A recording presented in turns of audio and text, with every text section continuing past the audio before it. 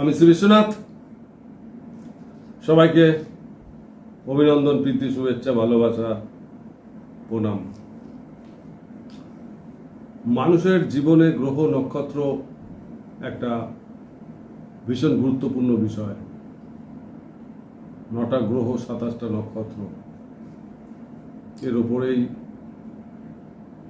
অনেকটা নির্ভর করে ইহলোকের মানুষের জীবনযাত্রা। আজ আমি 9টা গ্রহের মধ্যে আপনার জীবনে কোন গ্রহ কুপিত আর কোন গ্রহ সহায় সেই সম্পর্কে খুব সহজভাবে কিছু বলবো। আপনারা খুব মন দিয়ে ভিডিওটা দেখবেন। এটা আপনার শরীরের ওপরেই যদি আপনারা নজর করেন নিজ নিজ শরীরে, তাহলে বুঝতে পারবেন কোন গ্রহ আপনার জন্য কুপিত আর কোন গ্রহ আপনার সহায়। মন দিয়ে শুনবেন।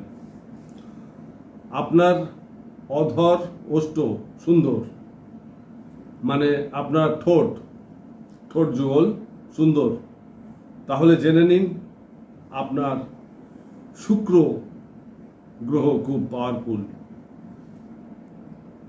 আপনার কেশ অর্থাৎ চুল শক্তপোক্ত, ঘন এবং কালো, তাহলে জানবেন আপনার শনি গ্রহ খুব স্ট্রং। আপনার ললাট অর্থাৎ কপাল যদি উঁচু এবং প্রশস্ত হয়, তাহলে জানবেন রবি আপনার সহায়।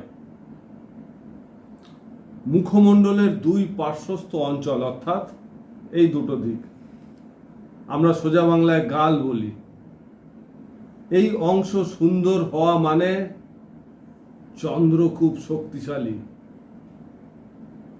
আপনার দাঁতের পাটি, উপর এবং নিচে দাঁতের পাটি খুব সুন্দর, শুভ্র এবং শক্তপোক্ত,